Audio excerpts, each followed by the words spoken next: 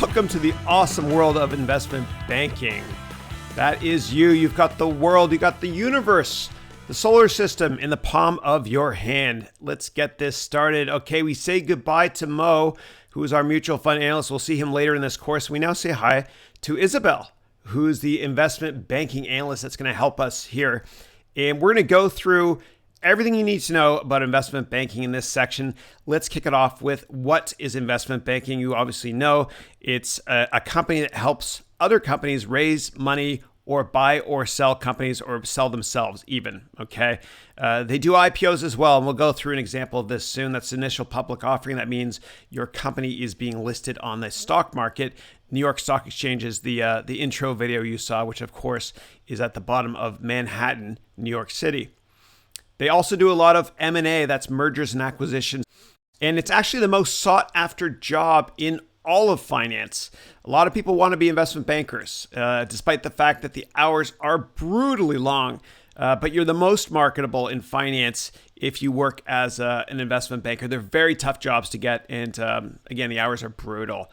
What we call this is origination. So in investment banking, they originate. Okay, they create the product, they create the IPO.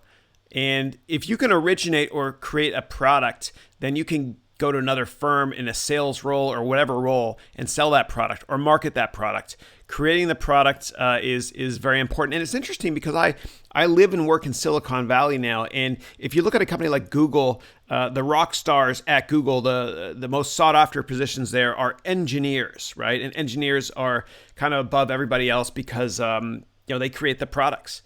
Just like in a big investment bank, the investment bankers create the products. It's a very sought after role. Okay, and there's a lot of compliance issues. One of them is called a Chinese wall, where investment bankers can't talk to everybody that works at the investment bank. Otherwise, there's big legal issues and jail time even sometimes. That's the what is investment banking. Who do they hire? They usually hire people out of undergrad, and you spend about 2 years in a financial analyst role. And if you're really good, you can stay.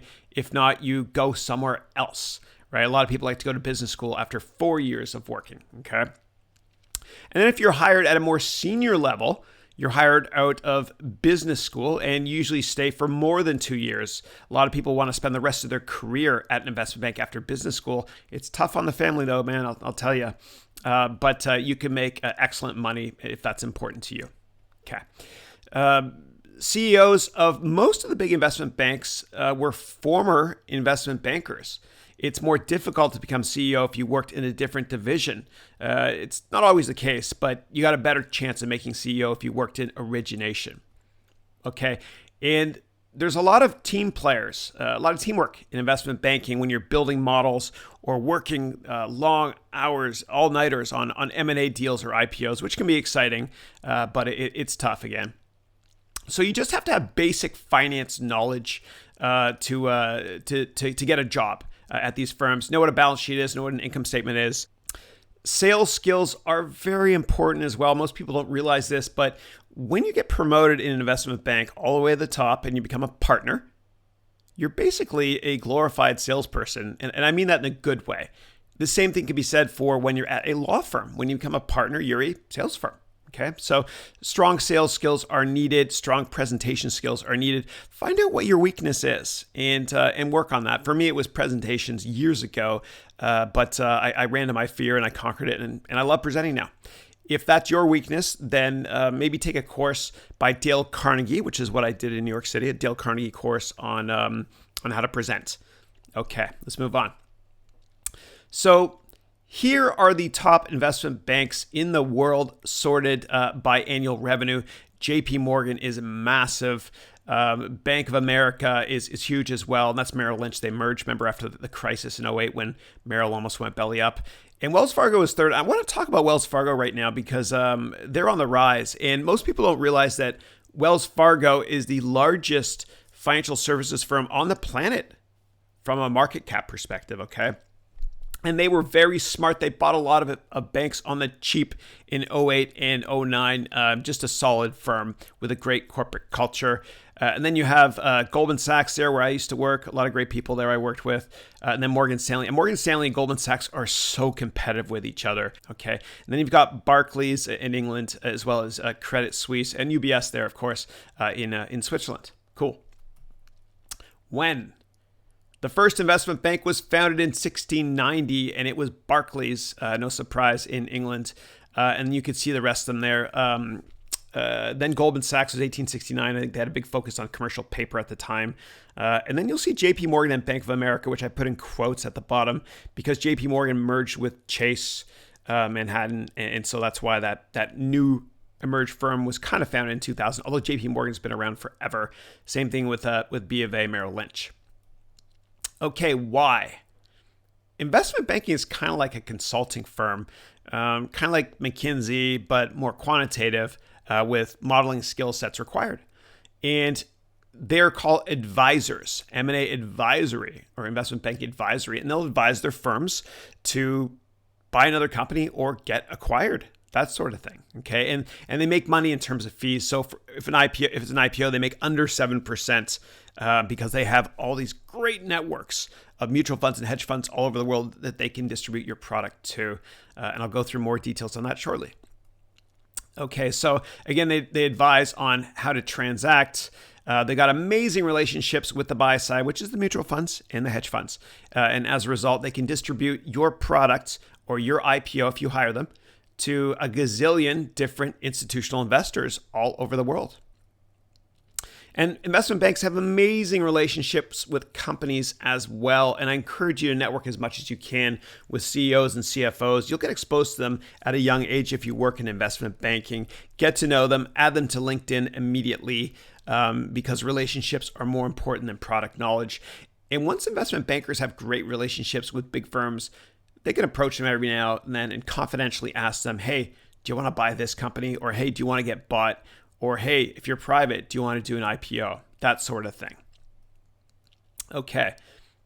So they have relationships going back years. Here's a great example. This is the cover of Life magazine from 1956. And Goldman Sachs worked on the Ford IPO and has had a great relationship with Ford, for example, for many, many, many years. Relationships are always more important than product knowledge. Okay. You really need to know how to use Excel and PowerPoint. No joke. Just take a course on Udemy on how to use Excel, and the same thing with PowerPoint if you're not proficient in those skill sets. And you probably are good at it anyway because you did a lot of that stuff in undergrad or in other projects. But learn macros, learn quick codes, control whatever it is to navigate Excel and PowerPoint quickly, because you'll be creating a lot of models and doing a lot of PowerPoint actually at first. These are two tools that you really need to know and know them well and enjoy using them too. I love PowerPoint, as you can see. I made this presentation out of PowerPoint, and you can have a lot of fun with it. Same thing can be said for Excel, which I enjoy using. Okay, and again, you got to have incredible sales skills, and if you don't have them, then you can always take a course taught by Dale Carnegie or others on how to sell.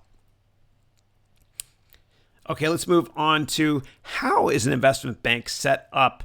That's a beautiful picture there, of course, of China. Okay, and that's the Chinese wall. I'll explain what that means in a minute. It's a very big compliance issue. So here's how an investment bank works. All right, let's kick it off with our lovable Franklin, who's the CEO and founder of Oh, I Get It, which, by the way, is a real company. And Franklin wants to go public, okay? And so he can't do it himself. And so he's actually going to, that's his one of his employees, Barbara. Yeah, we won't go there.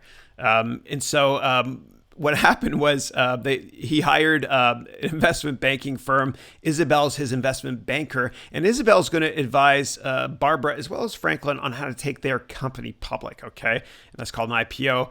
And then we've got Edgar, who actually works in equity capital markets. He's going to stand right here on the Chinese wall because the investment bankers aren't allowed to talk to anybody on the other side of that wall. I'll explain what that means in a second. Here we go. Then you've got Sally, the sell side analyst, and Sally is going to market the deal. She'll talk to Edgar, who will give her information on the deal. Okay, she usually is not allowed to talk to investment bankers herself.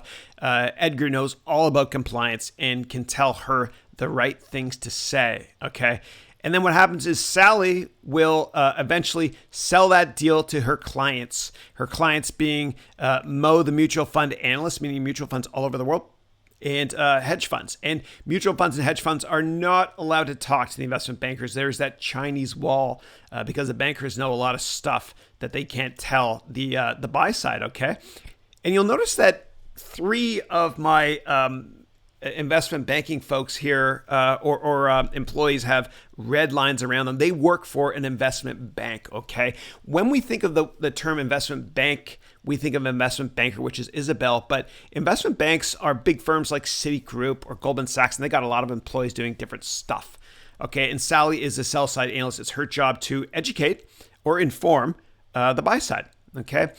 And that's the buy side there. And then we have one more person that works for an investment bank, and that's Peggy, the private wealth analyst. And private wealth analysts will manage money for successful clients of investment banks, right? And so Peggy is going to manage money for Barbara, I guess, as well as Franklin, because they just had a big liquidity event. They just went public and they're worth a fortune. So again, all the red borders indicate that this is, these are in fact employees of an investment bank. Okay, where are these companies headquartered? So you've got a couple in Switzerland, of course, Credit Suisse and UBS. Deutsche Bank, a fantastic firm, is located in Germany. And you can see that the rest there are located in the US.